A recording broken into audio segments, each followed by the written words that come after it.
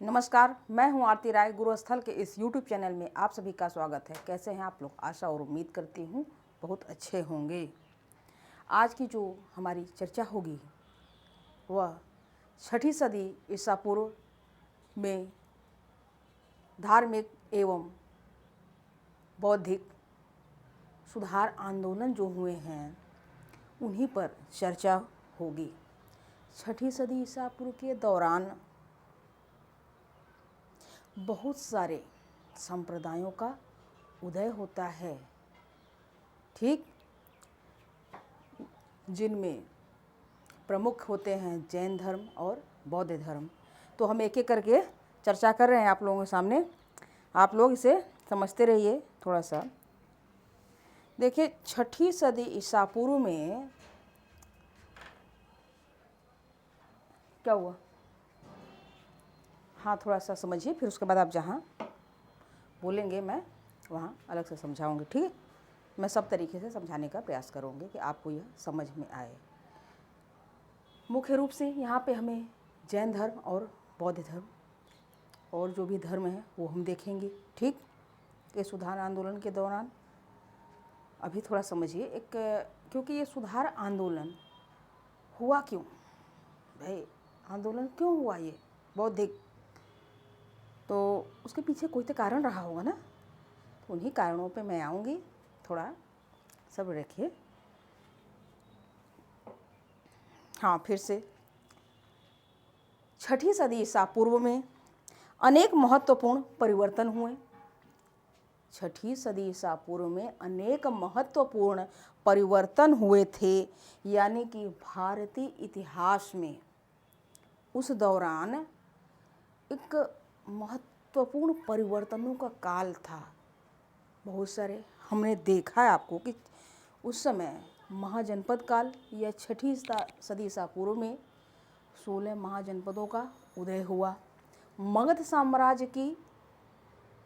साम्राज्यवाद की नींव पड़ी, द्वितीय नगरीकरण हुआ और इसी समय धार्मिक एवं बौद्धिक आंदोलन भी हो रहे हैं। तो इन आंदोलनों के कारण भी तो कुछ रहे होंगे ना, क्या रहे होंगे। जहाँ मैं बोलूँगी कि वहाँ लिखना है तो आप लिखेंगे, जहाँ समझाने का है वहाँ मैं समझाऊंगी, ठीक। तो मैं थोड़ा सा लिखते चल रही हूँ,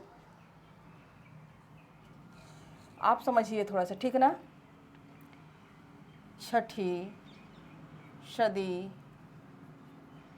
ईसा पूर्व में 6ठी सदी ईसा पूर्व या महाजनपद काल, ठीक, इसे महाजनपद काल भी बोलते हैं भाई।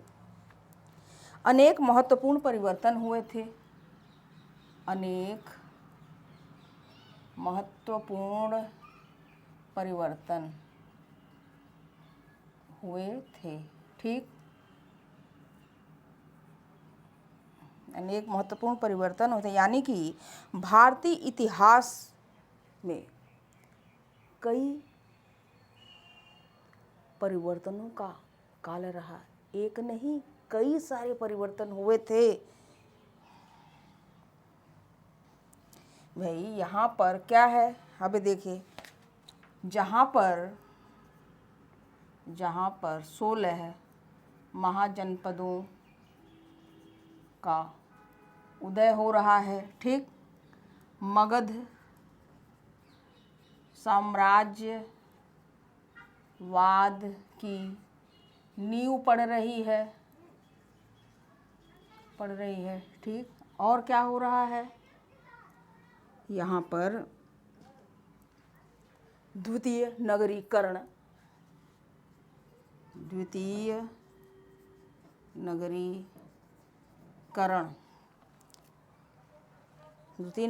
की प्रक्रिया शुरू हो रही भाई, क्रांति प्रक्रिया शुरू हो रही है,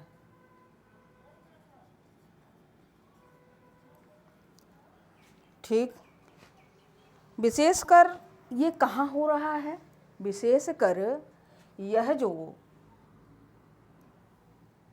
ये उत्तर भारत में हो रहा है। ठीक, यहीं पर धार्मिक एवं बौद्धिक आंदोलन हो रहा है भाई। आंदोलन का काल भी रहा। ठीक, विशेषकर यहाँ कहाँ हो रहा है ये? विशेषकर भाई यहाँ हमने लाइन नहीं खींचा है, लेकिन आप लोग बना लीजिए। ठीक, ये विशेषकर कहाँ हो रहा है? उत्तर भारत में। उत्तर भारत में हो रहा है। ठीक, और उत्तर भारत में कहाँ पर? मगध और उसके आसपास क्षेत्रों में। उत्तर भारत में कहाँ हो रहा है भाई? मगध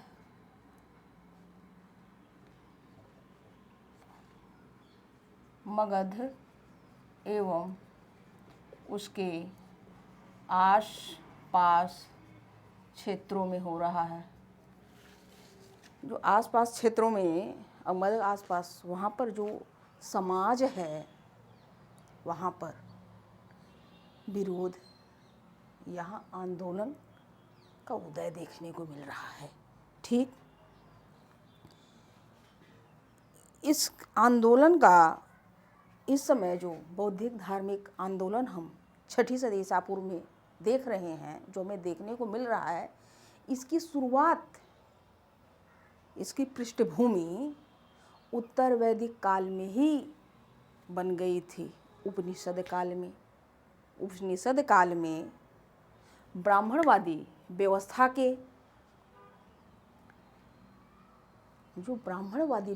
है, उसके विरोध में आवाज़ें उठी। उस समय के जो ब्राह्मणवादी व्यवस्था में जो नियम कानून, यज्ञ, कर्मकांड, पशु बलि, ये जो भी थे, वेद अध्ययन, इसका पूर्ण रूप से खंडन नहीं हो पाया था। उसकी प्रामाणिकता मौजूद थी। उत्तर वैदिक काल में हमने आपको जब पढ़ाया तो हमने बताया कि कई सारे क्षत्रियों ने ब्राह्मणों को भी चुनौती दे दिया था। उन्हें जब पता चला कि भाई ये लोग ये कुछ मंत्रों का अध्ययन करके हमसे आगे हैं, तो उन्होंने भी चुनौती दे दिया था। जनक, प्रसन और काशी का एक राजा था जातशत्रु, ऐसे कई सारे राजा थे। तो उन लोगों ने किया, लेकिन वो जो भी ज्ञान अर्जित किए, जो भी कुछ किया, उसमें वेदों की महत्ता को खंडन नहीं किया। ब्राह्मणों को श्रेष्ठ मानते रहे। भाई वहाँ पर भी क्षत्रिय और ब्राह्मणों में एक वैचारिक संघर्ष हुआ था। संघर्ष तलवार वाला लेके नहीं हुआ था, वैचारिक हुआ था। तो क्षत्रियों को ये लगा कि भाई ये हमसे ज्ञान में आगे हैं, इसलिए इन्हें एक समझौता के तौर पर आदर सूचक सम्मान देने के लिए समझौता हो गई थी कि आपको समाज में आदर सूचक सम्मान होगा, हम आदर करेंगे। और समझौता ये था कि क्षत्रिय जो भी आर्थिक गतिविधि हो रही है, कर पर उसका अधिकार होगा। ठीक, नहीं समझ में आ रहा है, मैं समझा ही रही हूँ, आप सुनते रहो। अभी आप सुनो, दूसरे तरीके से समझाएं? ठीक है, दूसरा भी तरीका अपना देती हूँ मैं। देखिए, यहाँ हमने क्या बताया कि मगध एवं उसके आसपास के क्षेत्रों में समाज जो है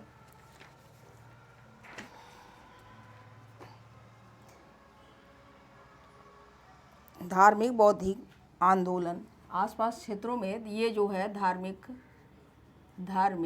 बौद्धिक आंदोलन हुआ था। ठीक है ना? भाई जब एक लय में बोलती रहती हो ना तो आता रहता है, ठीक। तो आप लोग टोक देते हैं, रुक के हाथ उठाया करेंगे, ठीक है ना। इसकी पृष्ठभूमि का निर्माण कहाँ हुआ था भाई? इसकी पृष्ठभूमि का निर्माण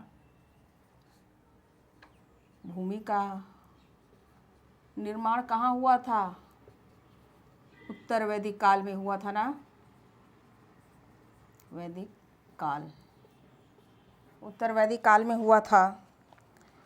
ब्राह्मणवादी परंपरा के विरोध के स्वरूप में, ब्राह्मणवादी परंपरा के विरोध स्वरूप हुआ था, विरोध स्वरूप में था, ठीक ना। क्या हुआ? अच्छा, बता रही हूँ भाई, आप लोग,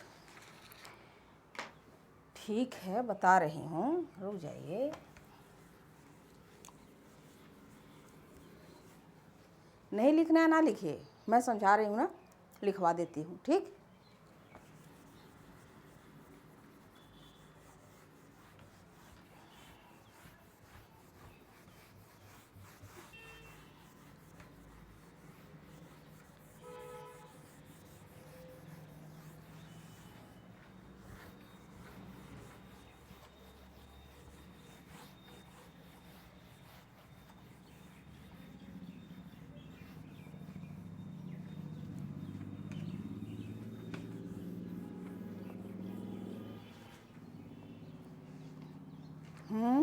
क्या बोल रहे हैं बेटा?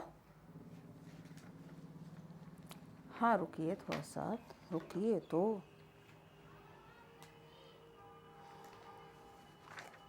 देखिए, इस समय भारत के साथ साथ ये जो छठी सदी ईसा पूर्व में धार्मिक एवं बौद्धिक सुधार आंदोलन देखने को मिल रहे हैं, ये भारत में ही नहीं है, ये विश्व के अन्य जगहों पर भी इसी समय काल में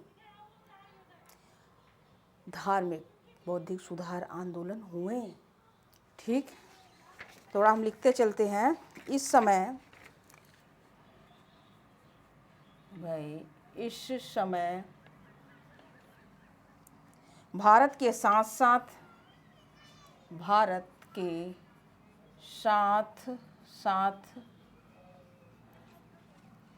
विश्व के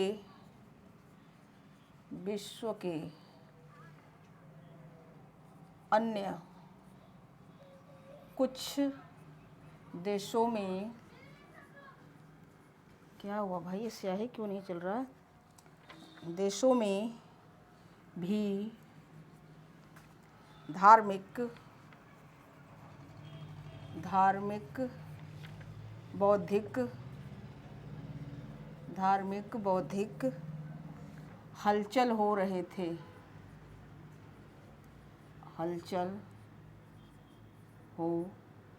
ठीक।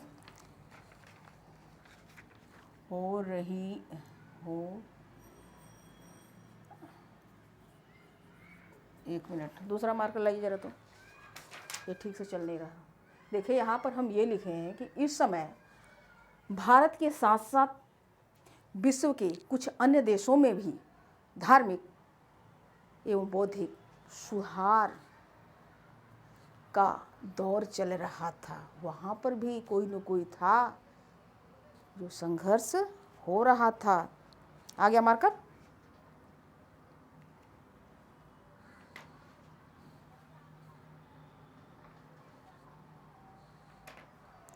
एक मिनट, ठीक, चलिए आगे। यहाँ धार्मिक बौद्धिक सुधार आंदोलन की हलचल चल रहे थे। इसी समय चीन में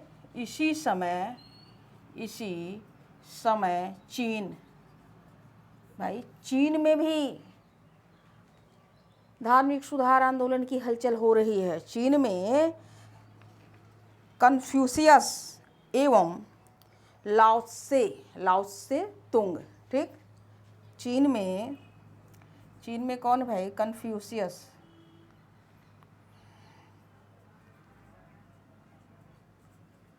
चीन में कन्फ्यूशियस एवं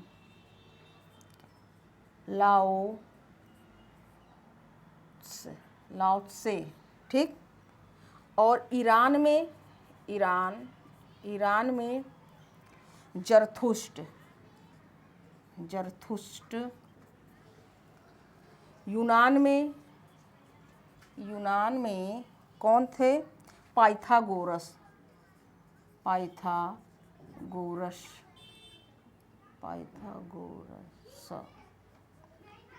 ठीक, पाइथागोरस जैसे संप्रदायों का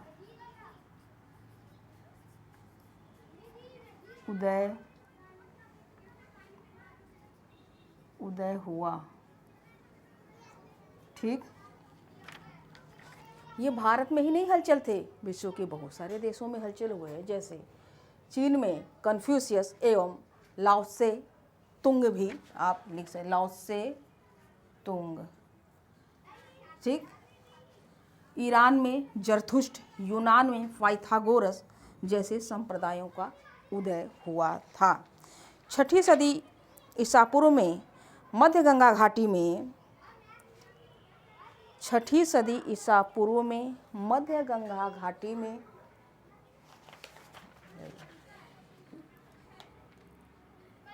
6ठी सदी ईसा पूर्व में मध्य गंगा घाटी में धार्मिक एवं बौद्धिक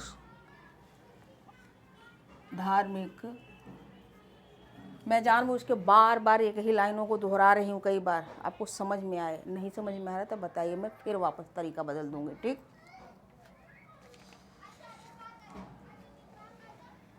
धार्मिक बौद्धिक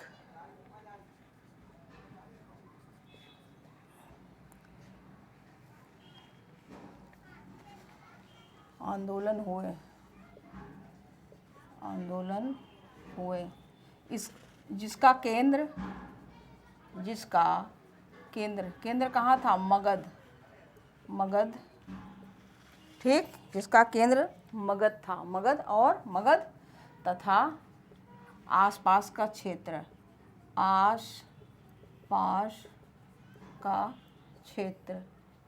ठीक, जिसकी जानकारी भाई ये सारे हो रहे हैं तो इसकी जानकारी तो कहीं मिलेगी। ठीक है, फिर से सुनिए। ठीक है, सुनिए फिर से। भाई हमने अब तक क्या पढ़ाया आपको? अभी तक थोड़ी देर तक मैंने ये बताया कि 6ठी सदी ईसा पूर्व में अनेक महत्वपूर्ण परिवर्तन हुए थे। ठीक, इस 6ठी सदी ईसा पूर्व के दौरान जहाँ 16 महाजनपदों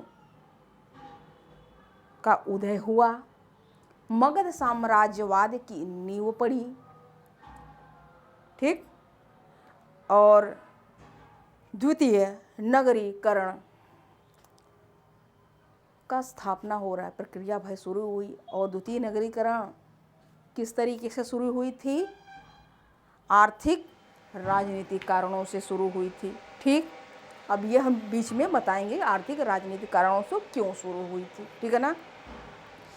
और इसी दौरान धार्मिक एवं बौद्धिक सुधार आंदोलन हुए थे। कब? इसी 6ठी सदी ईसा पूर्व में। ठीक है ना? और यह जो भी था आंदोलन, मतलब बाकी चीज़ें तो हम पढ़ा चुके हैं आपको, सिर्फ आंदोलन की चर्चा हो रही ना।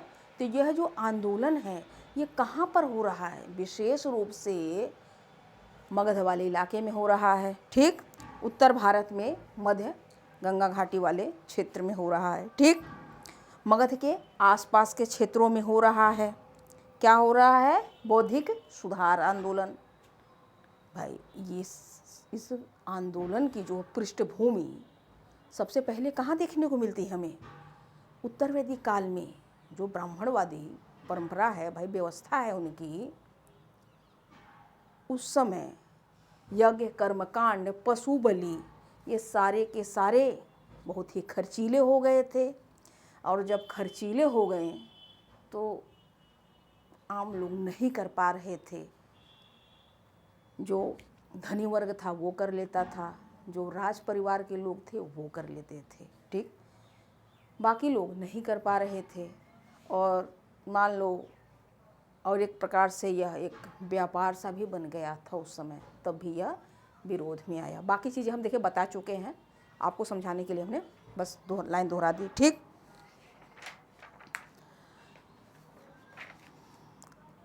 इस समय भारत के साथ साथ अनेक विश्व के अनेक देशों में भी धार्मिक सुधार आंदोलन हुए। यहाँ पर चीन में कन्फ्यूशियस एवं लाओ तुंग, ईरान में जरथुष्ट, यूनान में पाइथागोरस जैसे संप्रदायों का उदय हुआ था। यही बात अभी तक हम बार बार आपको समझा रहे थे, ठीक है भाई। यूट्यूब के लोग, विद्यार्थी, आप लोग भी सोच रहे होंगे क्यों बार बार, हमारे सामने बच्चे हैं तो उनको थोड़ा सा समझाना ज़रूरी है। वैसे मैं चाहूँ तो सिर्फ जैन धर्म, बौद्ध धर्म पे बेटा हम आ जाते, लेकिन बहुत सारी चीज़ें आपको नहीं समझ में आती, इसलिए ये बताना ज़रूरी है, ठीक है भाई। ये जो 6ठी सदी के दौरान धार्मिक बौद्धिक आंदोलन हो रहे हैं, इसकी जानकारी हमें कैसे मिल रही है भाई? कोई स्क्रीनशॉट खींचना चाहे तो खींच सकता है। ये इसकी जानकारी हमें कहाँ से मिल रही है, ठीक। कहीं से इसकी जानकारी तो मिलेगी ना हमें। ऐसे तो है नहीं कि हम अचानक से हमने सीख लिया, या उस समय के इतिहासकार कहीं, तो भाई इसकी जानकारी कहीं ना कहीं मिल रही है। कहाँ मिल रही है देखते हैं, ठीक।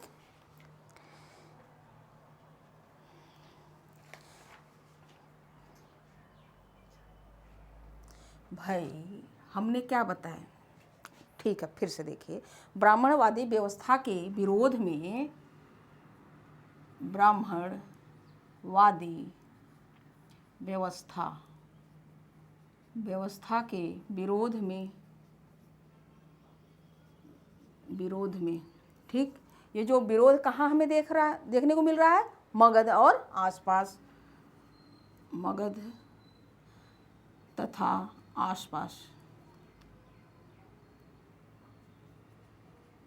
आसपास के क्षेत्र में भाई, जो उस समय का जो समाज था वहीं पर हमें यह देखने को मिल रहा है।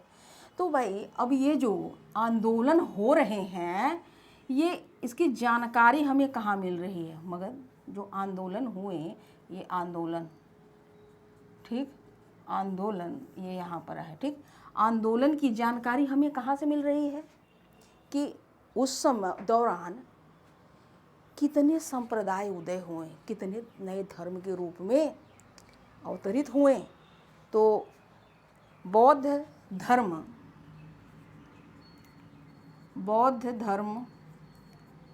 अपनी बात करता है कि बौद्ध धर्म से जो जानकारी मिलती है यह कि उस समय 62 संप्रदायों का उदय हुआ। बौद्ध धर्म 62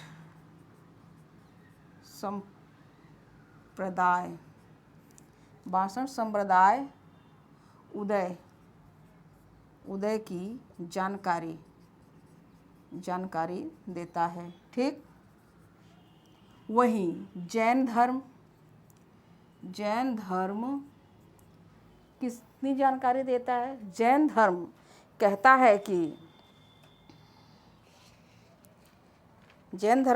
है कि 363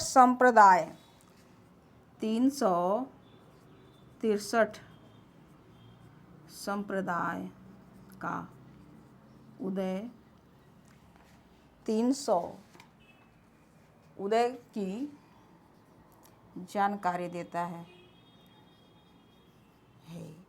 ये संप्रदायों का उदय 363 जैन धर्म बताता है और बौद्ध धर्म 62 संप्रदाय की जानकारी दे रहा है। तो ये जानकारी कहाँ है? कोई पुस्तक के नाम होंगे।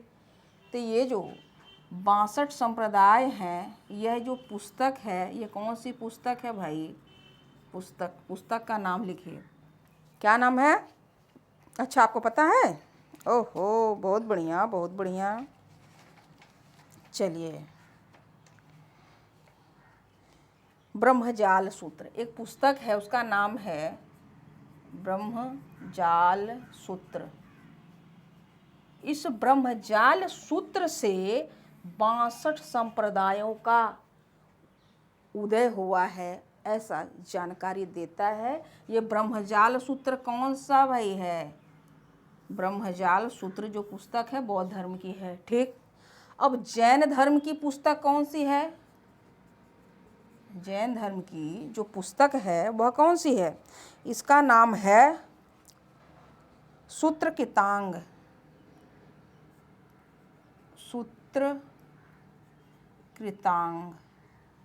ये जो सूत्र कृतांग नामक पुस्तक है, इससे जानकारी, सूत्र कृतांग नामक पुस्तक से जानकारी मिलती है कि 363 संप्रदायों का उदय हुआ था। लेकिन ये जो जैन धर्म है, ये जो 363, यह एक अतिरेक वाली बात लगती है। यह क्या है? अतिरेक वाली बात। इतना नहीं हुआ। जबकि ये बौद्ध धर्म जो 62 संप्रदायों की जानकारी दे रहा है, इसकी प्रामाणिकता ज़्यादा है। प्रामाणिक माना जा रहा है, माना जाता है। ठीक है ना? माना जाता है। ठीक है। और जिनकी गतिविधियों का केंद्र कहाँ था भाई? मगध था। इन्हें की जो जानकारी दे रहा है, गतिविधियों का केंद्र कहाँ था भाई? इन सब का, ये बौद्ध धर्म, जैन धर्म का केंद्र कहाँ था? मगध और आसपास का क्षेत्र था। ठीक, यह बात समझ में आई क्या? आज कैसे लेके आ रहे हो बेटा मार्कर? ये मार्कर जैसे चल नहीं रहा है, बताइए।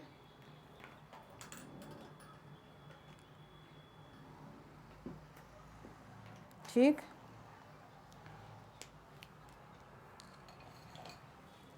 बात समझ में आई? कुछ पूछना चाहेंगे इसमें? बौद्ध धर्म के अनुसार इन संप्रदायों में 6 संप्रदाय ज़्यादा महत्वपूर्ण है भाई। यहाँ जो बौद्ध धर्म, जो 62 संप्रदाय, 62 नए धर्म जो बने हैं, उसकी जानकारी देता है। तो यह इसको प्रामाणिक माना जाता है। ठीक, बौद्ध धर्म के अनुसार, बौद्ध धर्म के अनुसार, बौद्ध धर्म के अनुसार इन संप्रदायों में, इन संप्रदायों में 6 संप्रदाय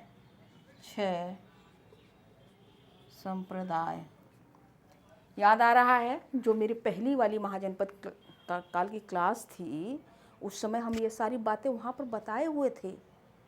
उसी उद्देश्य को रखते हुए मैं देख करके कि मैंने पहले बताया है, तो इसलिए यहाँ पर एक मोटा मोटा बताने का प्रयास कर रही हूँ। हमें बताना क्या है, हम वहाँ पहुँचेंगे। ठीक है ना? 6 संप्रदाय ज़्यादा महत्वपूर्ण है, ठीक। देखिए, हम क्या बताएं? हमने यह बताया कि जो 62 संप्रदाय, 62 नए धर्म जो अवतरित हुए 6ठी सदी ईसा पूर्व के दौरान, इन 62 में 6 अधिक ज्ञान के मामले में आगे बढ़ते हैं। 6 क्या कहते हैं? अधिक ज्ञान के मामले में आगे बढ़ते हैं। ठीक, आगे बढ़ जाते हैं। 6, 62 में 6 की बात हो रही है। उसके बाद समय बीतता रहता है और आगे जाते हैं, तो इन 6 के बाद और 2, इन 6 के, इस 62 में से 6 ज्ञान के मामले में आगे बढ़ते हैं और इन्हीं 62 में से 2 धर्म और आगे बढ़ जाते हैं और आगे बढ़ते हैं। इनका क्या नाम है?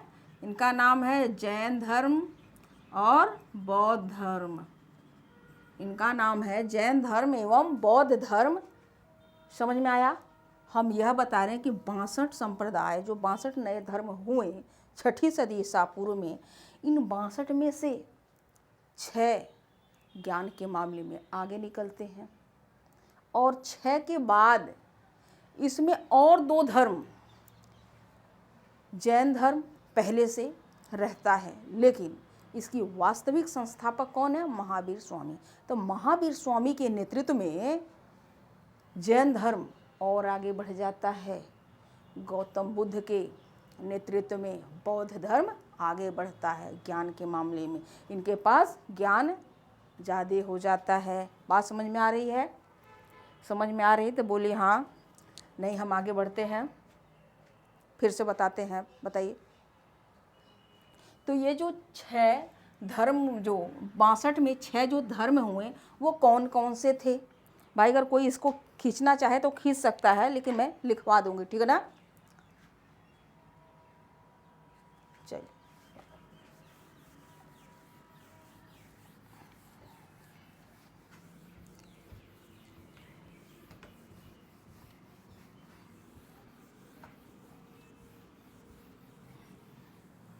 छह जो धर्म थे उनके नाम थे,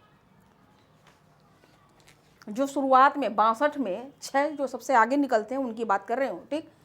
एक का नाम है अक्रियावादी। कौन आगे पीछे है ये मत ध्यान दीजिए ना। कोई कहीं पर नित्यवादी की बात करता है, कोई तो ठीक है, कोई दिक्कत नहीं है, मैं जैसे लिख रही हूँ अक्रियावादी, ठीक है ना? अक्रियावादी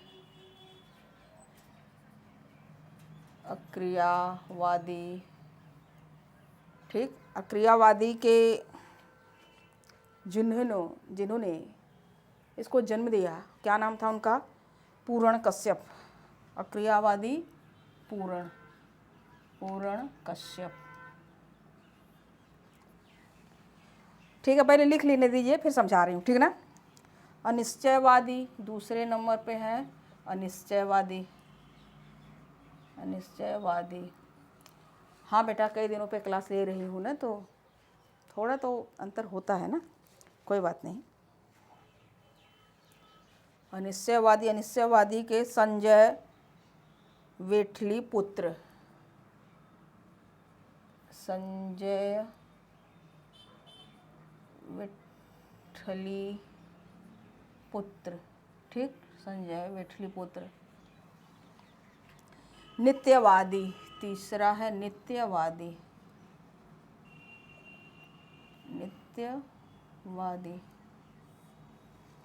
ठीक। नियतिवादी, सॉरी, नित्यवादी किसने किया? पकुध कच्चायन।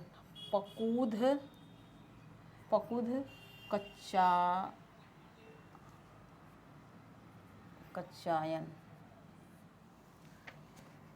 नियतिवादी को और नाम से भी जानते हैं भाई, भाग्यवादी भी कहते हैं, ठीक से। इसे क्या कहते हैं? भाग्यवादी।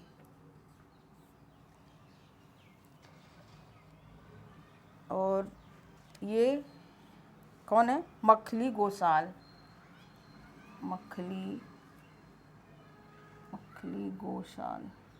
हाँ, लिख लूँ तो थोड़ा थोड़ा बता देती हूँ, लेकिन आपके परीक्षा में बस इतना ही पूछेगा, ये दे देगा, ये पूछ देगा कि ये कौन कौन है, या तो मिलाने को दे देगा, ठीक है ना? उच्छेदवादी 5 नंबर पे आएगा। उच्छेदवादी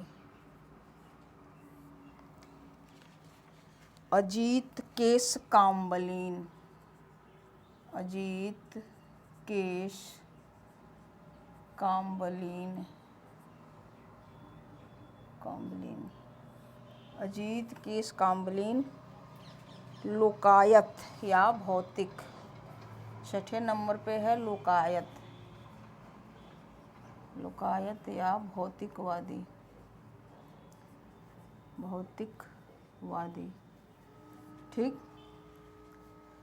62 संप्रदाय ब्रह्मजाल सूत्र बताता है कि ब्रह्मजाल बौद्ध धर्म का सूत्र है, ब्रह्मजाल सूत्र, वह बताता है कि 62 संप्रदायों का उदय हुआ। ठीक। इन 62 में से 6 ज्ञान के मामले में ये 6 आगे बढ़ते हैं और समय और बीतता है तो दो और आगे बढ़ जाते हैं ज्ञान के मामले में। कौन? जैन धर्म एवं बौद्ध धर्म, ठीक। ये ज्ञान के मामले में इनसे आगे बढ़ जाते हैं। ठीक। अभी यहाँ पर हमारी चर्चा नहीं होगी, ये पहले हम जैन धर्म पढ़ाएंगे, बौद्ध धर्म पढ़ाएंगे बाद में। ठीक। तो यहाँ समझते हैं भाई, ये अक्रियावादी पूरण कश्यप, अनिश्चयवादी संजय विट्ठली पुत्र, नित्यवादी पकुद कच्चायन, नित्यवादी या भाग्यवादी इसी को आजीवक भी कहते हैं। ठीक। मखली गोसाल, गोसाल। ठीक। उच्छेदवादी अजीत केस काम्बलीन, लोकायत भौतिकवादी। आपको यही इतना पूछेगा। अब एक एक के बारे में आप कहें कि मैं बताऊं तो कम से कम 2-3 क्लास इस पर बन जाएंगी। ठीक। और आपके काम की चीज़ें नहीं है ये, फिर भी एक एक लाइन समझ लेते हैं कि ये देखिए अक्रियावादी क्या है। अक्रियावादी का इसमें कई सारी बातें हैं, आपके संतुष्टि के लिए बताए देती हूँ कि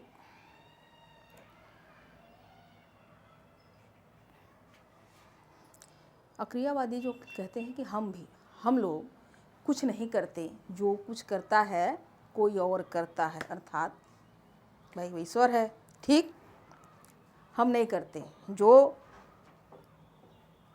हम कुछ नहीं करते हैं, करने वाले हैं कोई और करता है। ये कौन कहता है? अक्रियावादी कहते हैं। अनिश्चयवादी क्या कहता है? अनिश्चयवादी कहता है, क्या हुआ मैं कैमरे में नहीं आ रही हूँ? अरे कोई बात नहीं, आवाज़ तो जा रही है। चलो,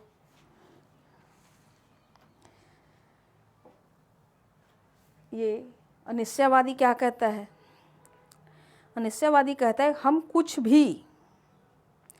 नहीं, मतलब कि यहाँ पर कुछ भी निश्चित नहीं है, सब कुछ एक संदेहात्मक चीज़ें हैं। ये अनिश्चयवादी कहता है कि यहाँ पर कुछ भी निश्चित नहीं है। नित्यवादी क्या कहता है? नित्यवादी कहता है कि जो भी कुछ है सब नित्य है भाई, प्रकृति है। ठीक। सब प्रकृति है। और ये जो नियतिवादी या भाग्यवादी क्या कहता है? जो भी कुछ चीज़ें हैं भाग्य भरोसे है, जो भी कुछ चीज़ें हैं भाग्य भरोसे हैं। क्या हुआ कैमरे से बाहर हो जा रही हूँ? अरे चलो आ जाऊँगी, बोलने दो हमें। ठीक। नहीं तो रुक जाएगा।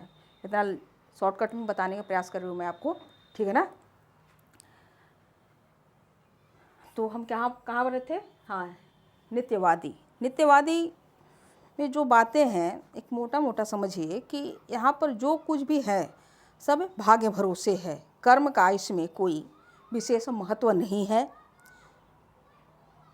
कि बाद में हम बड़े अच्छे कर्म करें तो हमें फिर मिलेगा। ये इसी जीवन में जो भी कुछ है सब यही है, बाद में सब नष्ट हो जाता है। ठीक। समाप्त हो जाता है। उच्छेदवादी अजीत केस काम्बलीन। ठीक। मरने के बाद सब कुछ नष्ट हो जाता है। मोक्ष वाली जो बात है, आत्मा परमात्मा तमाम प्रकार की जो बातें हैं ये सब कुछ नहीं। उच्छेदवादी कहता है मरने के बाद सब समाप्त होता है। ठीक। जो है सब इधर है। अब लोकायत और भौतिक। अब लोकायत का मतलब क्या है कि जब तक जिए भैया मौज मस्ती से जिए, आराम से खाओ पियो रहो और मर जाओ। ठीक। और ये जो है, अरे इनका हम तो लिखे नहीं, ये जो है चारवाक, चारवाक, ठीक, चारवाक की बात करें। भौतिकवादी यानी कि ये प्रत्यक्ष की बात कर रहे हैं, प्रत्यक्ष, कि जो भी कुछ है ना यहीं पर है और कहीं बाहर बाहर नहीं, जो भी कुछ आँख को देखिए जो हमें दिखाई दे रहा है सब कुछ यहीं है, बाद में कुछ नहीं है। और खाओ पियो ऐश करो मौज करो, ये सब बातें, ठीक। वैसे देखा जाए तो सही है ही है भाई। आपको अगर स्वर्ग देखना हो तो मरना पड़ेगा, है ना। अब पता चले कि हम मर जाएं और फिर वापस भी ना आए, अब सो हमको जाके वहाँ पे स्वर्ग भी ना मिले देखने को, तो इससे अच्छा कि खा पी के मस्त रहो। हाँ चलिए, क्या हुआ, क्यों हंसी आ रही है? चलो अच्छा ठीक है।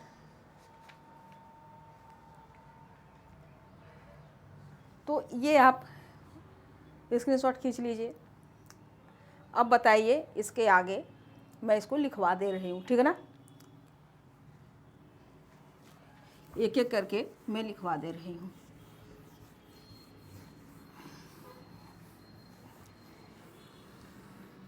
कोई दिक्कत हो तो बताइए।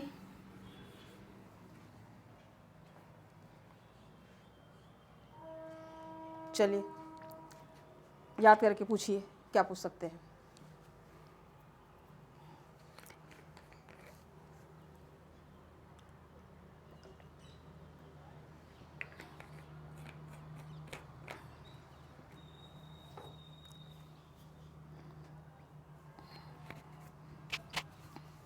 अरे भाई आपको हमने नहीं समझ में आ रहा है, ये 6 जो बताएं, अच्छा ये समझ में आ गया भाई, 2 बार 3 बार दोहरा दोहरा के बताए बेटा।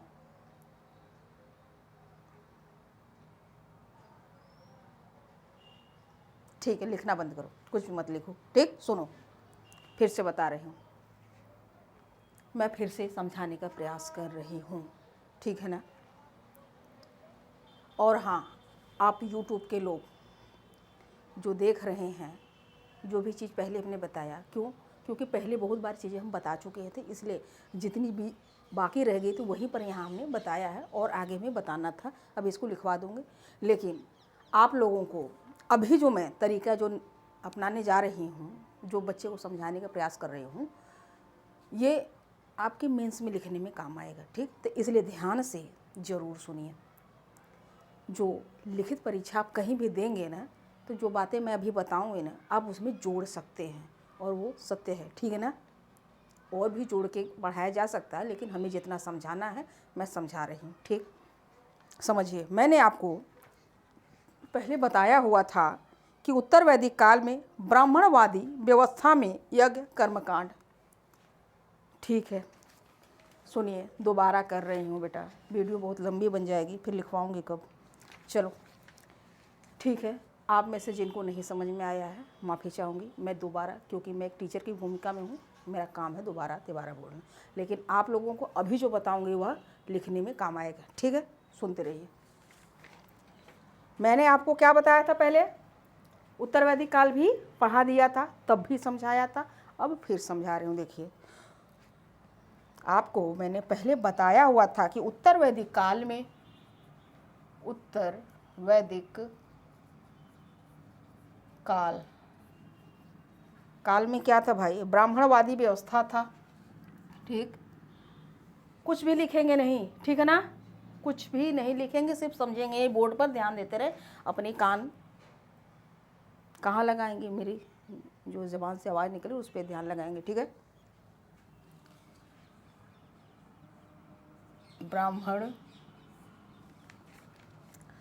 ब्राह्मणवादी, ठीक। ये भाई तो मैं लाइन खींच देती हूँ ना, ब्राह्मणवादी व्यवस्था में, ठीक। उत्तर वैदिक काल में ब्राह्मणवादी व्यवस्था में यज्ञ कर्मकांड, ठीक, सही। अरे भाई कोई भी दिक्कत नहीं ली। कर्मकांड, यज्ञ कर्मकांड, पशु बलि, फिर से बता रहे हो, सुनते रहे। पशु बलि, पशु बलि का क्या था भाई? प्रचलन था, प्रचलन था। कई लाइनें दोहरा चुकी हूँ, फिर से सुनिए। प्रचलन था तो यह बहुत ही खर्चीला था। जो उत्तर वैदिक काल में ब्राह्मणवादी व्यवस्था में यज्ञ कर्मकांड पशु बलि का प्रचलन हुआ, यह बहुत ही खर्चीला था। सिर्फ राज परिवार के लोग या धनी वर्ग, जो वणिक वर्ग है, वही इसको कर सकता था। ठीक, आम लोग इससे वंचित रह जाते थे। और ये सारे चीज़ों का विरोध भी उपनिषद में हुआ था। उपनिषद में हुआ था। ठीक, उपनिषद में हुआ था। कौन सा? प्रथम विरोध हुआ था। प्रथम विरोध उपनिषदों में भी हुआ था। यह बात हमने पहले भी बताया है। लेकिन उपनिषद पूर्ण रूप से इसका विरोध करने में सफल नहीं हुए। क्यों? क्योंकि इन्होंने भाई ज्ञान अर्जन तो किया, वेदों का पाठ भी किया। जो जैसे ये लोग कर्मकांड करते थे, उन्होंने भी वैसे किया। भाई उन्होंने तो बस चुनौती दे दी कि जो तुम कर सकते हो मैं क्यों नहीं कर सकता हूँ, मैं भी कर सकता हूँ, तुम्हें दिखा सकता हूँ करके सब चीज़ें के। लेकिन वहाँ पर जो ब्राह्मण लोग थे, पंडित जी लोगों का जो श्रेष्ठता वाली बात थी, वह जैसे कि तैसी बनी रही। कब तक? उत्तर वैदिक काल से महाजनपद 6ठी सदी ईसा पूर्व तक आते आते वैसे ही बनी रही। ठीक, खंडन नहीं कर पाए उनकी श्रेष्ठता का। वो पहले नंबर पे थे तो पहले नंबर पे ही रहे। ठीक, बात समझ में आ रही है?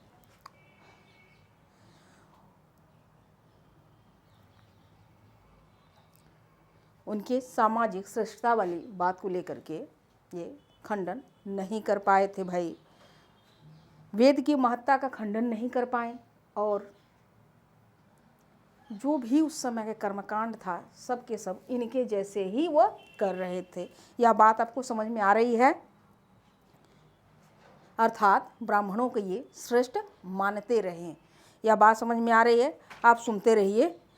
उत्तर वैदिक काल में जो भी विरोध हुआ था, वह सिद्धांततः विरोध हुआ था, सिद्धांत के रूप में। ठीक, ज्ञान मार्गी विरोध था। उत्तर वैदिक काल में जो विरोध हुआ था क्षत्रियों के तरफ से, वह एक सिद्धांततः विरोध था, ज्ञान मार्गी था। ठीक, लेकिन व्यवहार में यह स्थापित नहीं हो पाया, व्यवहार में यह परिणित नहीं हो पाया। ठीक, उत्तर वैदिक काल का अंत होते होते और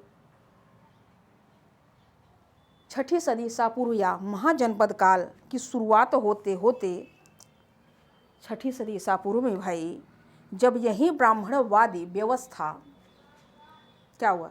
सुनिए, जब उत्तर वैदिक काल का अंत होते होते और महाजनपद काल या 6ठी सदी ईसा पूर्व की शुरुआत होते होते, जब यह ब्राह्मणवादी व्यवस्था, ये वाली जो ये सारी तीनों चीज़ें, जब ब्राह्मण वाली व्यवस्था मगध और उसके आसपास के क्षेत्रों में प्रवेश करता है विचार के रूप में, तो वहाँ पर विरोध उत्पन्न होता है। मगध और आसपास क्षेत्र में जब यह विचार के रूप में पहुँचता है महाजनपद काल के समय, तो वहाँ पर विरोध होता है। क्यों? क्योंकि वहाँ का जो समाज था खुलापन था, चिंतनशील थे लोग। वहाँ के जो विरोधी थे, जिन लोगों ने विरोध किया, उन्हीं लोगों के द्वारा नए धर्मों का उदय होता है, जिन लोगों ने। और जब वो जो विद्वान लोग थे ना, उनको क्या कहा जाता था? श्रमण कहा जाता था। क्या कहा जाता था उनको? श्रमण। जो विद्वान लोग थे। ठीक, वो जब विरोध हुआ तो उसी विरोध में ही 62 संप्रदायों की हमें जानकारी मिलती है। कौन? ब्रह्मजाल सूत्र करता है। और 363 संप्रदायों को भी जानकारी मिलती है जैन धर्म के हिसाब से। लेकिन 62 में 6 संप्रदाय जो भी हम बताए हैं, 6 संप्रदाय आगे निकलता है ज्ञान के मामले में, उसके बाद फिर 2 संप्रदाय और ज्ञान के मामले में आगे निकलते। ठीक, ये बातें हम पहले भी बताए थे, ठीक है ना। और बताइए, विचार के रूप में जब मगध और आसपास के क्षेत्र में पहुंचता है तो यहाँ पर विरोध होता है। क्या होता है? विरोध होता है। किसके प्रति? ब्राह्मणवादी परंपरा, जो इनकी व्यवस्था है, इसके प्रति विरोध होता है। ठीक, और यहीं पर अनेकों संप्रदाय का उदय होता है। मैं समझा रही हूँ तो समझते रहिए, ठीक ना। अब हम बात करेंगे ब्राह्मणवादी व्यवस्था की, तो यहाँ पर वर्ण व्यवस्था देखने को मिलती है। ठीक, अगर हम ब्राह्मणवादी, ये जो ब्राह्मणवादी व्यवस्था है, यहाँ पर क्या था भाई? वर्ण व्यवस्था था ना, वर्ण व्यवस्था था, व्यवस्था देखने को मिली थी। तो इसमें कौन थे? ब्राह्मण, क्षत्रिय, वैश्य और शूद्र थे। इनकी व्यवस्था में 4 वर्ण थे। ठीक, ये तो हम पहले ही बता चुके हैं। यह बात समझ में आ रही है आपको? नहीं आ रही तो बताइए। वर्ण व्यवस्था में ऊंच नीच का भेदभाव भी काफ़ी अपनी जड़ पकड़ लिया था। ऊंच नीच, गरीब अमीर गरीब की बातें यहाँ पर देखने को मिलती है। उस समय जो उच्च वर्ण के लोग थे उनको तो कोई दिक्कत नहीं थी भाई, कोई समस्या नहीं थी कि जो भी चल रहा है क्या दिक्कत है। लेकिन जो निम्न वर्ण में थे उन्हें समस्याएं ही समस्याएं थी, उन्हें समस्याएं ही समस्याएं थी, उनको काफ़ी दिक्कत था।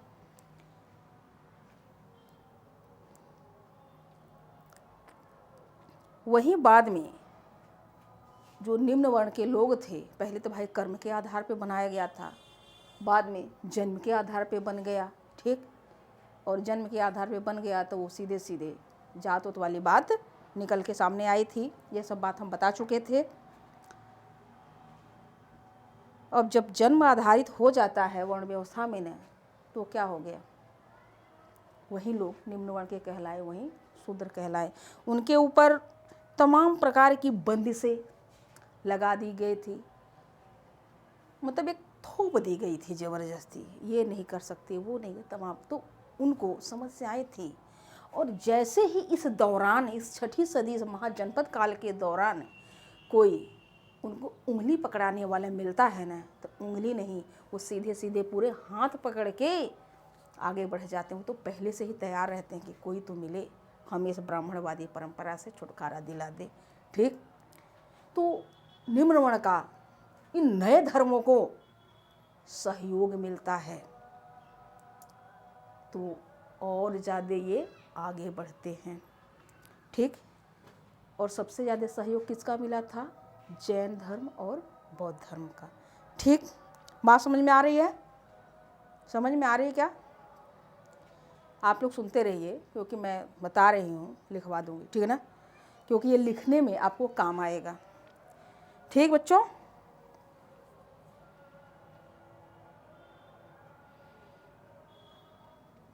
भाई जब इनको किसी की उंगली मिलती है, मतलब नए धर्म जब मार्केट में लॉन्च होते हैं, यानी समाज रूपी बाजार में जब नए संप्रदायों का उदय होता है ना, तो निम्न कोट के लोग जो होते हैं ना, हाथों हाथ उनको ले लेते हैं, हाथों हाथ उन्हें उठा लेते हैं और उन्हें अपना सहयोग देते हैं, वो आगे बढ़ जाते हैं। ठीक, इसके साथ साथ द्वितीय नगरीकरण, ठीक, ये लोग सहयोग करते हैं नए धर्मों को भाई, जो मार्केट में आते हैं। ठीक, इसके साथ साथ एक और था द्वितीय नगरीकरण। ठीक, द्वितीय नगरीकरण भी इन धर्मों में, इन नए धर्मों को और आगे बढ़ाने का कार्य किया है। कैसे? आपको हमने बताया था पहले कि द्वितीय नगरीकरण का आधार क्या था भाई? क्या आधार था? आधार क्या था इसका? आधार जो था क्या था? लोहा। लोहा था। भाई जब लोहा आया तो इससे अस्त्र शस्त्र तो बने ही थे, लेकिन लोहे से अच्छे हल के लिए फाल बने और भूमि में, जमीन में अधिक गहराई से खुदाई हुआ। और जब खुदाई हुआ तब कृषि बहुत ही अच्छे से होता है। क्या होता है? कृषि अच्छे से होता है। ठीक भाई, द्वितीय नगरीकरण में जो द्वितीय नगरीकरण का आधार लोहा है, यही लोहा भी कहीं न कहीं धार्मिक सुधार आंदोलन के कारण के रूप में जाना जाता है। ठीक है ना? एक लोहा क्या होता है? एक गति देने का काम करता है, गति देने का काम करता है। क्या करता है? गति देने का काम करता है। ठीक, गति देने का काम करता है। भाई क्या दिक्कत है? क्या हुआ? अब ऐसे रोका न करिए आप लोग। भाई हमने क्या बताया? द्वितीय के नगरीकरण का जो आधार था वो मुख्य आधार लोहा था। अब जब लोहा हो रहा है, कृषि अच्छी तरीके से हुआ। ठीक, कृषि यहाँ पर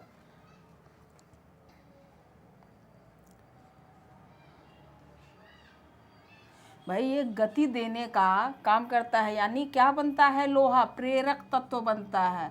प्रेरक तत्व, प्रेरक तत्व लोहा बनता है। अब कैसे बनता है? जिस कारण आर्थिक और सामाजिक, भाई जब ये लोहा प्रेरक तत्व बनता है, जिस कारण आर्थिक और सामाजिक परिवर्तन हुआ। भाई लोहे से तो हथियार वगैरह बने थे ना, युद्ध अच्छे लड़े गए। ठीक, और जीते भी। लोहे के फाल से, भाई ये जो लोहा है, लोहे के फाल, फाल से क्या होता है? गहरी खुदाई हुई, गहरी खुदाई, गहरी खुदाई, खुदाई हुई। कृषि क्या हो गया? कृषि गहरी खुदाई हुई कम श्रम में। जब गहरी खुदाई हो रही और कम श्रम में अधिक पैदावार हो रहा है, अधिक उत्पादन हो रहा है। कम श्रम में अधिक उत्पादन हो रहा है। भाई अधिक उत्पादन का मतलब क्या हुआ? कृषि अधिशेष हो रहा है। कृषि अधिशेष। बात समझ में आ रही है? क्या हमने क्या समझाया? भी हमने ये समझाया कि द्वितीय नगरीकरण में लोहा एक प्रेरक तत्व है। ठीक, और लोहा से क्या बना था? फाल बना था। ठीक, गहरी खुदाई हुई और कम श्रम में अधिक क्या हो गया? उत्पादन हो गया। जब अधिक उत्पादन होता है तो इसका मतलब क्या हुआ? कृषि अधिशेष हो गया। अब कृषि भाई जब ज़्यादा हो रहा है तो उस समय एक स्थान से दूसरे स्थान व्यापार करने के लिए जा रहे हैं, तो क्या हुआ? कृषि अधिशेष हुआ तो क्या हुई? व्यापार की शुरुआत हो गई। ठीक, कृषि अधिशेष हुआ तो व्यापार की शुरुआत हो गई, और व्यापार की शुरुआत होने के साथ साथ नगर की भी स्थापना हुई। भाई व्यापार जब होगा, एक जगह से दूसरी जगह जाएंगे तो कहीं तो रहेंगे, बिल्डिंग वगैरह बनेगी, उसको देखने के लिए सैनिक वगैरह भी नियुक्त हुए। ठीक, जब व्यापार हो रहा है तो उस समय व्यापार, पहले क्या था? विनिमय प्रणाली थी, लेकिन यहाँ पर मुद्रा का प्रचलन होता है। क्या हो रहा है? यहाँ पर आहत मुद्रा का प्रचलन हो रहा है। ठीक, व्यापार से आहत मुद्रा का प्रचलन हुआ, और जब मुद्रा आया तो मुद्रा मतलब कर के रूप में राजा के पास जब पैसा जाता है तो राजा भी अच्छे अच्छे कार्य करता है। सारी बातें हम बताए हैं, ठीक है ना, पहले भी। तो जब मुद्रा का प्रचलन होता है तो 16 महाजनपदों का उदय भी होता है। इसी समय काल में मुद्रा के प्रचलन के समय 16 महाजनपदों का उदय होता है। ये देखिए हम पहले पढ़ा चुके थे, फिर से वापस दोबारा कह रहा हूँ क्योंकि रिकॉर्डिंग साथ बंद हो गई थी, इसलिए मैं ये वापस ला रही हूँ। जो जो बातें पहले बता दिए थे ना वो एक बार चली जाती है दिमाग से। ठीक, तो यहाँ पर व्यापार की शुरुआत होती है, नगरीकरण की व्यवस्था स्थापना हुई, आहत मुद्रा का, व्यापार से ही आहत मुद्रा का प्रचलन हो रहा है और 16 महाजनपद का उदय हो रहा है। ठीक, यह बात इतना समझ में आ रही है।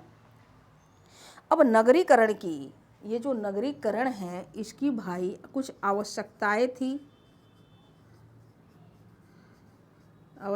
थी ना, तो इसको पूरा करने के लिए जो भी कार्य हो रहे थे, इसको पूरा करने के लिए जो आवश्यकताएं थी, लेन देन, सूदखोरी, इसको आवश्यकताओं को पूरा करने के लिए, पूरा करने के लिए क्या हो रहा था भाई? लेन देन हो रहा था, लेन देन और सूदखोरी आदि तमाम कार्य हो रहे थे व्यापार के क्षेत्र में। ठीक, और ये जो पुरानी परंपरा थी, पुरानी परंपरा कौन सी? ब्राह्मणवादी।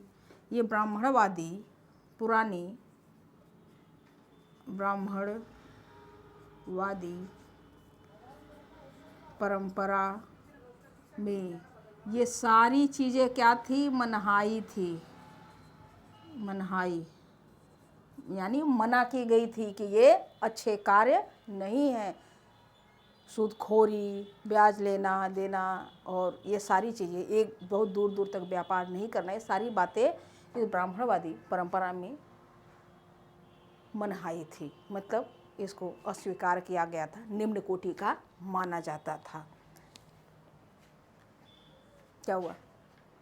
हाँ, इसे इन कार्यों को निम्न कोटि का माना जाता था। किसमें? ब्राह्मण व्यवस्था में भाई। ये जो लेन देन, सूदखोरी, ये सारी चीज़ें मना किया गया था, इसको मान्यता नहीं था, इसे निम्न कोटि का माना जाता था। और जैसे ही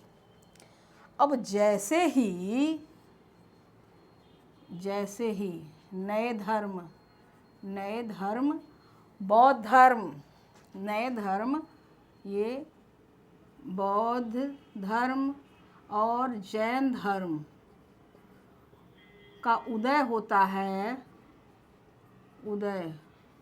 होता है, ये कहते हैं। जैन धर्म और बौद्ध धर्म का जब उदय होता है तो ये कहते हैं कि भाई ये लेन देन, सूदखोरी, व्यापार, ये सारे अच्छे काम हैं। ये सारे अच्छे काम है। कौन? ये जो नए धर्म बाजार में आते हैं भाई, सामाजिक बाजार में जो नए धर्म अवतरित होते हैं ना, जैन धर्म, बौद्ध धर्म, ये कहते हैं कि ये अच्छे काम है भाई, अच्छे काम हैं। तो जो इस धर्म से जुड़े हुए लोग थे वो बड़े खुश हो जाते हैं कि वहाँ तो हमें मनाही थी, हमें निम्न कोटि का समझा जाता था, अब यहाँ तो भाई हमें बराबरी का दर्जा मिल रहा है, हमें श्रेय मिल रहा है, सम्मान मिल रहा है। तो इसी धर्म में ये तुरंत चले जाते हैं, यानी फटाक से इस धर्म को अपना लेते, आत्मसात कर लेते इस नए धर्मों को। कौन? वणिक वर्ग, यानी व्यापारी वर्ग। समझ में आ रहा है भाई? नए धर्म ने, जो नए धर्म हैं, इस सूदखोरी, लेन देन, व्यापार को मान्यता प्रदान किया। जब इन्हें नए धर्म में अच्छा माना गया, इनको श्रेय मिला, सम्मान मिला, तो इन धर्मों से जो जुड़े लोग थे, जो काम करते थे, वो ये तुरंत ये लोग उससे जुड़ जाते हैं और हाथों हाथ लेते हैं और खुले मन से और बड़े हृदय से दान और दक्षिणा भी करते हैं और ये और आगे बढ़ता है। शूद्र वर्ग भी इसको सहयोग दिया अपना। ठीक, और जो व्यापारी लोग थे वह भी इन नए धर्मों को अपना सहयोग दे रहे हैं। ठीक, यह बात समझ में आ रही है? अब समाज की आर्थिक गतिविधि किसके हाथों में थी? समाज की जो आर्थिक गतिविधि है, भाई इसे हटाएं। चलिए, इसमें कुछ है नहीं, आप लोग खींचना चाहें तो खींच सकते हैं, खींचिए।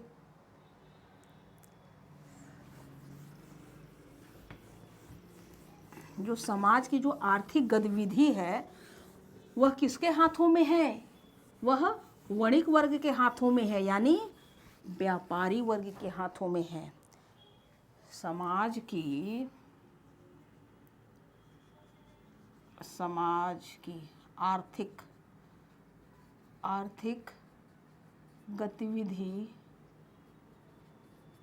गतिविधि किसके हाथों में है? व्यापारी वर्ग के हाथों में है। व्यापारी यानी वणिक वर्ग, ठीक, वणिक वर्ग के हाथ में है। पूरे समाज का अकेले जिम्मा ये उठाया हुआ है। पूरे समाज के में जो आर्थिक गतिविधियों का आर्थिक गतिविधियों का अकेले जिम्मेदारी कौन लेता है? ये व्यापारी वर्ग और वणिक वर्ग, ठीक। पूरी जिम्मेदारी इनके कंधों पर होती है। जो भी पैसा किसके पास है भाई? अब ये व्यापार कर रहे हैं तो पैसा इनके पास है, ठीक। और पैसा ही कर के रूप में पैसा इनके पास है। और पैसा क्या हुआ? कर के रूप में भाई किसके? राजा को मिला था भाई। तो तभी तो राजा को जब मिला भाई, अब राजा को मिला, राजा अपना काम कर रहा है और इसी में आगे बढ़ता है। क्या होता है? 16 जनपद उदय हो रहा है, ठीक। 16 महाजनपद का उदय भी हो रहा है। और ये सारी चीज़ें किसके द्वारा हो रही है? पैसा किसके हाथ में? वणिक वर्ग, व्यापारी वर्ग के। भाई सारा के लिए जिम्मा हो रहा है। तो ये थोड़े चिढ़े भी थे। इनके मन में एक टीस थी कि सारा जिम्मेदारी पैसा मेरे हाथ में, और मेरा समाज में कहाँ स्थान है? मेरा स्थान समाज में तीसरे पायदान पे है। तो भाई जब इन्हें इन नए धर्मों में बराबरी का दर्जा मिलता है, इनको अच्छा माना जाता है, तो ये वहाँ पर खुले मन से दान दक्षिणा देते हैं और वह धर्म आगे बढ़ता है। तो यानी कि शूद्र वर्ग पहले गया, व्यापारी वर्ग बाद में चला गया, ठीक। क्या हुआ? हाँ भाई, ये व्यापारी वर्ग वणिक वर्ग यही सोच रहा था कि समाज का संचालन मेरे द्वारा हो रहा है और मैं समाज में तीसरे नंबर पे आ रहा हूँ। भाई जो हमें बराबरी का दर्जा दे रहा है हम उसे मानेंगे ना। तो वहाँ लोग चले गए, ठीक। मतलब ब्राह्मणवादी व्यवस्था में वो तीसरे नंबर पे थे, यहाँ नहीं। यहाँ तो भाई बराबर थे, यहाँ पर कोई नंबर उम्र नहीं था, ठीक। और व्यापारी लोग नए धर्मों को स्वीकार लेते हैं, दान वगैरह करते हैं। यह बात समझ में आ गई? आई कि नहीं आई? और पुराना धर्म का जो ब्राह्मणवादी जो व्यवस्था में जो धर्म था उसका क्या हुआ? उसका महत्व घट जाता है। और घट जाता है मतलब संकुचित हो जाता है, ठीक है। और नए धर्मों को देखिए भाई, सुनिए, फिर से सुनिए। यहाँ पर देखिए जो निम्न वर्ग सहयोग दे रहा है, ठीक। व्यापारी सहयोग दे रहा है, सहयोग। और नगरीकरण भाई जो भी है यहीं से सहयोग मिला है। अब क्या? क्षत्रिय भी सहयोग दिया, क्षत्रिय भी अपना सहयोग दे रहा है। अब क्षत्रिय क्यों सहयोग दिया? क्षत्रियों से तो पहले ही वैचारिक संघर्ष हो चुके थे भाई, उनके प्रामाणिकता को वो खंडन नहीं कर पाए। फिर भी चल रहा था। समाज में ब्राह्मणों का जो स्थान था पहले नंबर पे ही था, ऊंचा ही था। लेकिन इनका क्षत्रियों का, अब क्षत्रिय भी चिढ़ा हुआ था कि भाई समाज में राजा की भूमिका में तो क्षत्रिय है, समाज की रक्षा भी कर रहा है, लड़ रहा है दूसरों से, जो बाहर से आ रहे हैं वो भी लड़ रहा है, एक साम्राज्य स्थापित कर रहा है, तो क्षत्रिय कर रहा है। अब ये चिढ़े थे कि हम दूसरे नंबर पे हैं, तो विरोध हुआ। अब ये जो क्षत्रिय हैं, क्षत्रिय के स्वामी सॉरी महावीर स्वामी कौन थे? क्षत्रिय थे, क्षत्रिय घर में पैदा हुए। बौद्ध धर्म के जो संस्थापक हैं गौतम बुद्ध, वह किस में हुए? वह भी क्षत्रिय घर में पैदा हुए थे। तो जब क्षत्रियों ने ज्ञान और दर्शन के मामले में आगे गए ना, तो क्षत्रियों ने भी इन क्षत्रियों को हाथों हाथ ले लिया। परिवार के परिवार भी ये जैन धर्म बौद्ध धर्म में चले गए।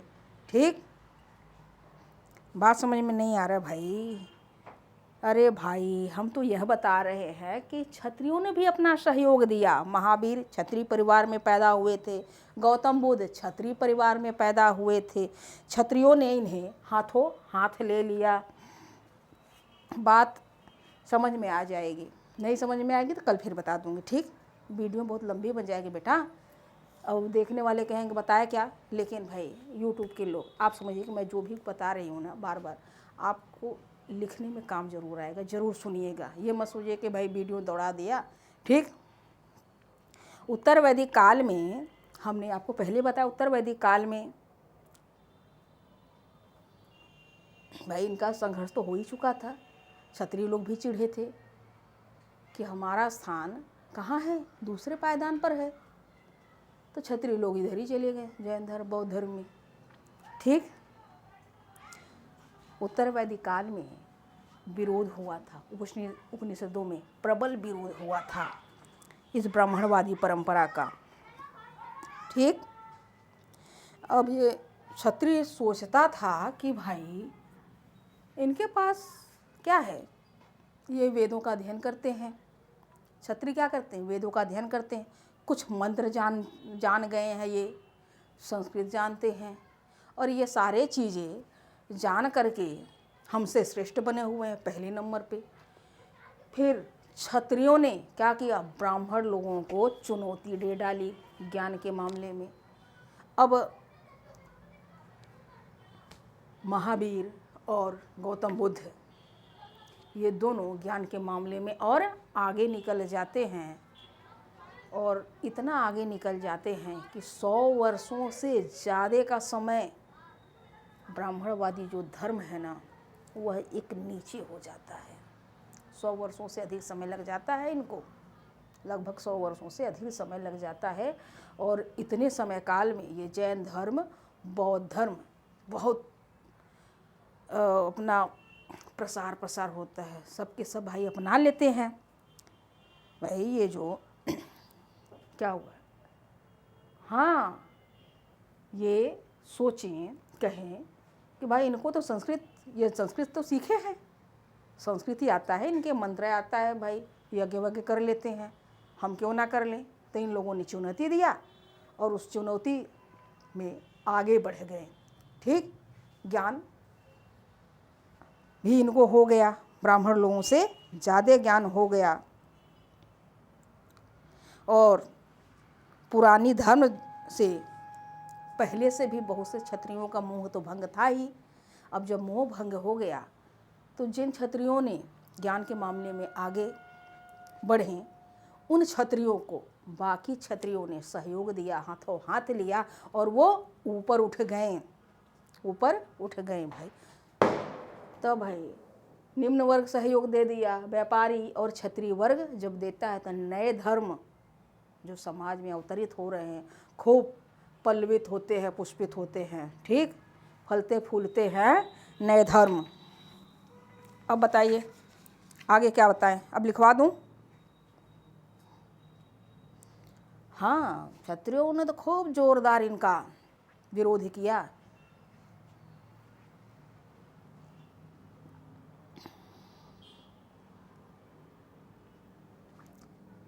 हाँ भाई,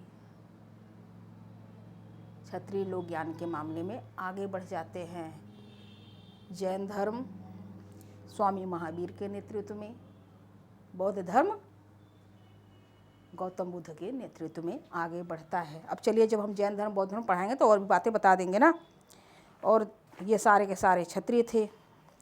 फिर क्या हो रहा है भाई, जब 100 वर्षों से अधिक समय के लिए ये खूब फला फूला जैन धर्म बौद्ध धर्म, तो वो जो 6 धर्म पहले थे ना 62 में, वो कम होते हैं। अब मान लीजिए मैं आपको बोलूँ, एक लाइन है, लाइन या क्या है, धर्म की लाइन है, मैं ये कहूँ कि इसे आपको छोटा कर देना है, कैसे छोटा करेंगे? ये धर्म की लाइन है, इसे आप छोटा, क्या करेंगे आप? क्या इसे मिटा देंगे? नहीं, ये क्या है, ये धर्म की लाइन है, ठीक। तो क्या करेंगे, इसके बगल में एक लाइन हम खींच देंगे, ये अपने आप छोटी हो गई, ठीक। हाँ, यही नियम है कि किसी से आपको बड़ा बनना है तो उसको मार के बड़ा नहीं बनते हैं, आपसे युद्ध करके नहीं, उससे अच्छे काम करके और आगे बढ़ते वो अपने आप नीचे हो जाएगा, ठीक। बताएं। हाँ भाई, बता तो दिया, ठीक। अब पूछिए, कुछ और पूछना है? हाँ, ये जो जैन धर्म, भाई जैन धर्म और बौद्ध धर्म, ये दोनों में भी ये 100 साल से ऊपर समय ये भाई खूब फले फूले, लेकिन इनमें भी रस्साकस्सी हो गया। हाँ, इनमें भी एक संघर्ष हुआ, रस्साकस्सी हो गया कि कौन पहले नंबर पे है। ज़्यादा दिन तो नहीं चलेंगे, वो 6 वाले हटा दो, 6 वाले गए काम से, और भी आए हैं जो 62 थे ना, सब गए। तो इन दोनों में भी श्रेष्ठता को लेके संघर्ष हुआ, कौन आगे है, कौन पहले नंबर पे है। हाँ, और क्या, आप क्या समझते हैं? दो अलग अलग लोगों में अगर संघर्ष हो रहा हो तो उसमें कोई एक जीतता है, और एक तरीके के जब लोग होते हैं और वो विजयी हो जाते हैं ना, तो समय के साथ उन एक तरीकों में भी संघर्ष होता है, मैं करके कि मैं ही बड़ा हूँ। तो यहाँ पर भी कुछ ऐसा था, ठीक। हाँ, तो इन लोगों में भी जैन धर्म और बौद्ध धर्म में रस्साकसी होता है। तो यह तय हुआ कि जो समाज को लेकर, समाज में नियम कानून को लेकर के अधिक उदार होगा, अधिक उदारता रखेगा, जो समाज को लेकर, समाज में जो लोगों के लिए नियम कानून बने हुए हैं धार्मिक, जो ज़्यादा उदार होगा वह पहले नंबर पे आएगा। तो ये बौद्ध धर्म मध्यम मार्ग अपनाता है। यह लोगों को अपनाने में, बौद्ध धर्म क्या है भाई, मध्यम मार्ग, मध्यम मार्ग अपनाता है, और यह आम जनता के लिए, आम सारे लोगों के लिए यह आसान होता है। जबकि जैन धर्म में बहुत सी अतिरेक वाली बात देखने को मिलती है। हाँ, अब ये लोग का अपना नियम था भाई कि जो मुंह में मांस लगा लेंगे, क्योंकि हम सांस लेंगे तो हवा में कहीं कीड़े उड़े होंगे तो मर ना जाएं, पानी छान के पीना, तमाम प्रकार की बातें थी। खेती नहीं करेंगे, कृषि नहीं करेंगे, ये जैन धर्म, क्योंकि ज़मीन में खुदाई में कीड़े मकोड़े मर गए तो पाप लग जाएगी। हाँ, ऐसी बातें थी। तो ये सारी बातें थी, एक अतिरेक वाली जैन धर्म में थी। पर ऐसा नहीं कि जैन धर्म खराब है, ठीक है ना। जैन धर्म आज भी है, बौद्ध धर्म आज भी है। याद रखें, किसी चीज़ में जब कुछ कमियां आती हैं ना, तभी उसका पतन होता है। लेकिन अगर कोई चीज़ सत्य है, सही है, तो उसका पतन नहीं होता। ये आज भी टिकी हुई है, तो इसका मतलब इसमें कहीं न कहीं सच्चाई है। अब जैन धर्म किस ज़माने में भी यह कहा, 6वीं सदी में मांस उस लगाओ। आज क्या है, बड़ा लंबा समय लग गया मांस वाली बात प्रमाणित होने में, लेकिन हुई ज़रूर, थोड़ा देर लग गई, है ना। ये कोरोना जल्दी आ गया होता। अरे नहीं, अरे तो मजाक के लिए कह रहे हो भाई, कोरोना आया तो मास्क लगाने की बात हुई कि नहीं। तो कहीं ना कहीं ये जो कहा था उस समय, जो अपना काम कर रहा है भाई, ये सही था, इसका मतलब है सही। जैन धर्म को वैसे भी एक विरोधी पुत्री के रूप में जाना जाता है कि सनातन धर्म की एक विरोधी पुत्री है। चलिए वो जब जैन धर्म पढ़ाएंगे तब बताएंगे, ठीक है ना। तो यहाँ पर मध्यम मार्ग का बुद्ध ने अपनाया, जो सारे लोगों को आसान था।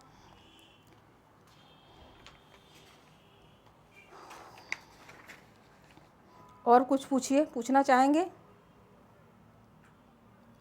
हाँ, जो समाज में जो नियम कानून है उसको लेकर जो ज़्यादा उदार होगा ना इस धर्म वाली रेस में, वह आगे हो जाएगा। और आगे कौन हुआ? बौद्ध धर्म। मध्यम मार्ग का प्रतिपादन किया, मध्यम मार्ग अपनाया जो सबके लिए सही था।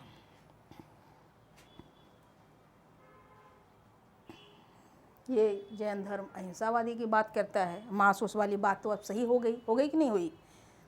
और यही कारण था कि क्षत्रिय, वैश्य, निम्न वर्ग के लोग यानी शूद्र वर्ग का पर्याप्त सहयोग मिला, जैन धर्म बौद्ध धर्म आगे बढ़ गया। बेटा बहुत लंबा हो गया ना समय, चलो मैं इसे कल लिखवा देती हूँ, बहुत वीडियो बड़ी बन जाएगी, ठीक है ना। चलिए लिखिए, एक नंबर पे लिखवा दे रही हूँ। फिर अक्रियावादी, अक्रियावादी, दो लाइन लिख लीजिए। अक्रियावादी, इसके संस्थापक, अक्रियावादी, इसके संस्थापक पूरन कश्यप थे। ये एक दासपुत्र थे जिन्होंने श्रावस्ती में जल समाधि ली। एक नंबर पे आप डालिए, जो हमने 6 संप्रदाय पहले बताए थे ना, उसी को लिखवा रही हूँ। अक्रियावादी, इसके संस्थापक पूरन कश्यप थे। ये एक दासपुत्र थे जिन्होंने श्रावस्ती में जल समाधि लिया था।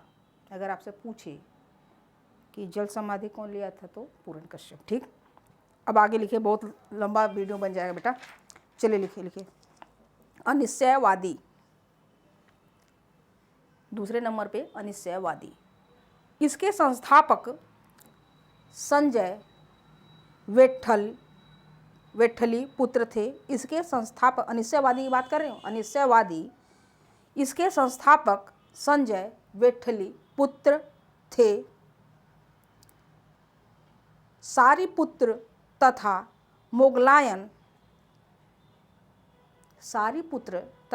मोगलायन बौद्ध धर्म ग्रहण करने के पूर्व इसी संदेहवादी संप्रदाय के अनुयायी थे। भाई ये जो अनिश्चयवादी है ना, इसको संदेहवादी भी कहते हैं, ठीक। तीसरे नंबर पे लिखिए नित्यवादी, इसके संस्थापक पकुद कच्चायन थे। पकुद कच्चायन थे। बस इतना ही बहुत है इसमें। चौथे नंबर पे नियतिवादी,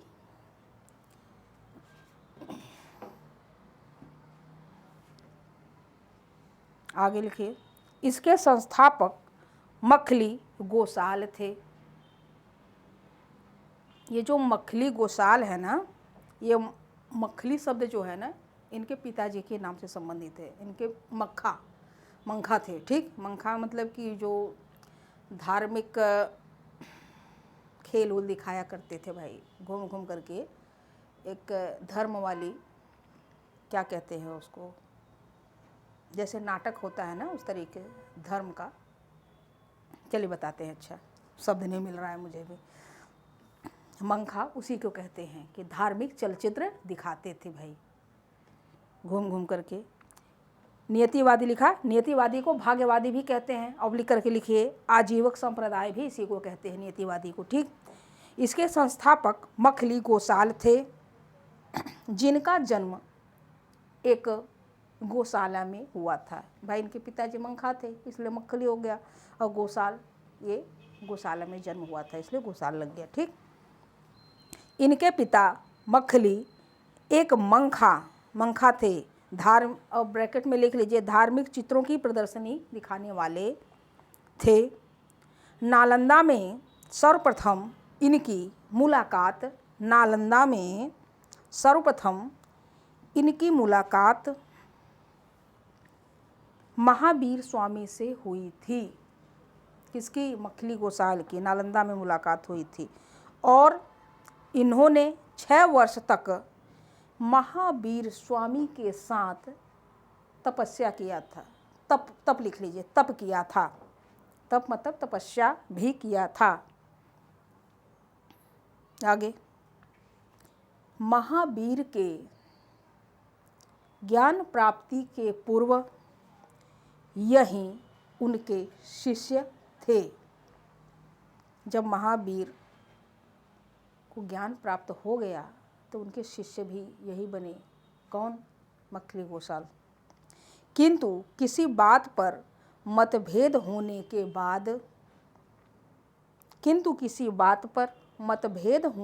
बाद ये महावीर से पृथक हुए, यानी अलग हो गए और कालांतर में आजीवक संप्रदाय की स्थापना किए।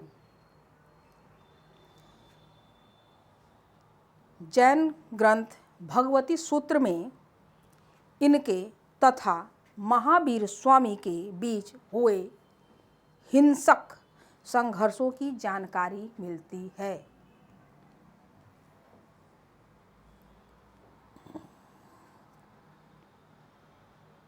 गौतम बुद्ध भी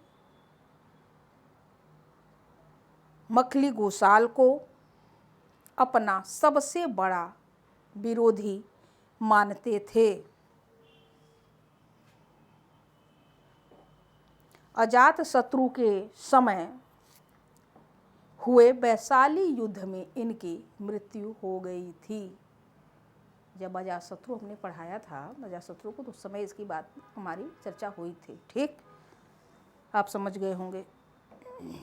आगे लिखिए, आजीवक संप्रदाय के लोगों को हत्था पलेखा तथा दंडिक भी कहा जाता था। हत्था पलेखा मतलब आजीवक संप्रदाय के लोगों को हत्था पलेखा तथा दंडिक भी कहा जाता था। क्यों हत्था पलेखा कहा जाता था? ये हाथ पर रख के, ये हाथ पर भी भोजन लेके खाते थे और एक डंडा लिए रहते थे। ठीक, 5वें नंबर पे लिखिए, उच्छेदवादी संप्रदाय। क्या? उच्छेदवादी संप्रदाय। इसके संस्थापक अजीत केस पुत्र काम्बलीन थे। इसके संस्थापक, उच्छेदवादी संप्रदाय की बात कर रही हूँ, इसके संस्थापक अजीत केस काम्बलीन थे। ठीक,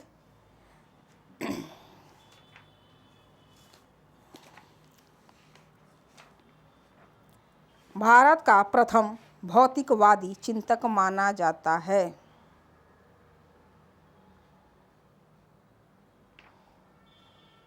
भाई क्या था इसमें? उच्छेदवादी में मरने के बाद सब कुछ नष्ट हो जाता है। मोक्ष वाली बात कुछ नहीं, आत्मा परमात्मा और मरनी नहीं है। ठीक है ना? तो कहीं न कहीं ये जो मखली गोसाल थे वो भी इन्हीं बातों पर महावीर से वैचारिक मतभेद हुआ था। बाद में बताऊंगी इसका। ठीक, बड़ा समय हो गया है। चलिए आगे 6 नंबर पे लिखिए, लोकायत ऑब्लिक भौतिकवादी। ये जो भौतिकवादी है ना, लोकायत, ठीक, अनुश्रुतियों के अनुसार, अनुश्रुतियों यानी कि सुनी हुई बात की जानकारी है कि अनुश्रुतियों के अनुसार इसके संस्थापक बृहस्पति या नंद वृक्ष थे। बृहस्पति या नंद वक्ष थे, वृक्ष नहीं वक्ष। ये अनुश्रुतियों की बात है, लेकिन इसके संस्थापक कौन थे? वास्तविक रूप से चारवाक थे। ठीक, हालांकि इस संप्रदाय का मुख्य प्रतिपादक प्रवर्तक चार्वाक थे।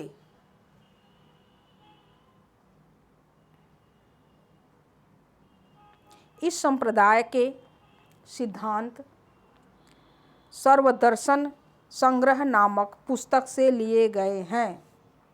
लोकायत और भौतिकवादी की बात है।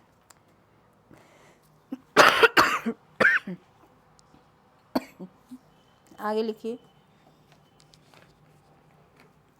ये एक मात्र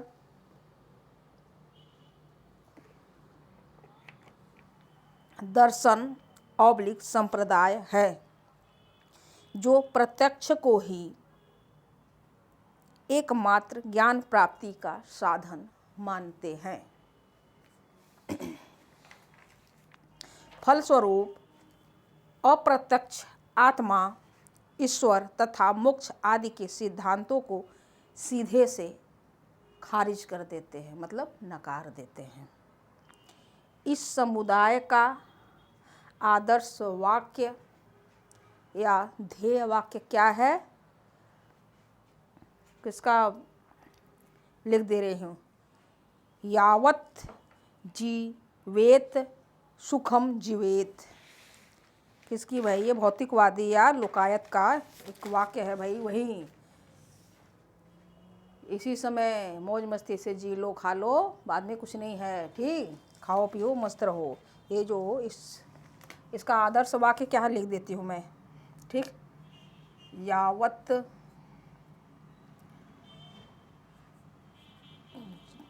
जीवेत, यावत् जीवेत सुखम जीवेत। अब डैश कर दीजिएगा यहाँ ऐसे, ठीक? और आगे लिखिएगा, यहाँ लिख दे रही हूँ मैं, घृणम घृतम पिबेत,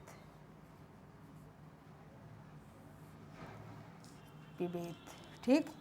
कि भाई घी वो पी लो, चाहे उधार से लेके पी लो, चाहे सूद खोरी करो, कुछ भी करो, मौज मस्ती से रहो, घी वो पियो खूब बढ़िया से। हैं आजकल शॉपिंग मॉल में जाओ, घूमो फिरो, पिज्ज़ा बर्गर और क्या क्या खाओ पियो।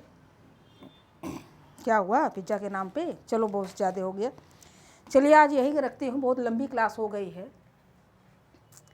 तो आप लोग, मैंने समझा तो दिया है, और देखिए समय नहीं मिल पा रहा है, इस वजह से क्लास नहीं बन पा रही। जैसे जैसे क्लास मेरी बन जाएगी ना, मैं आप लोगों तक पहुंचा दूँगी, ठीक? पढ़ते रहिए, खुश रहिए।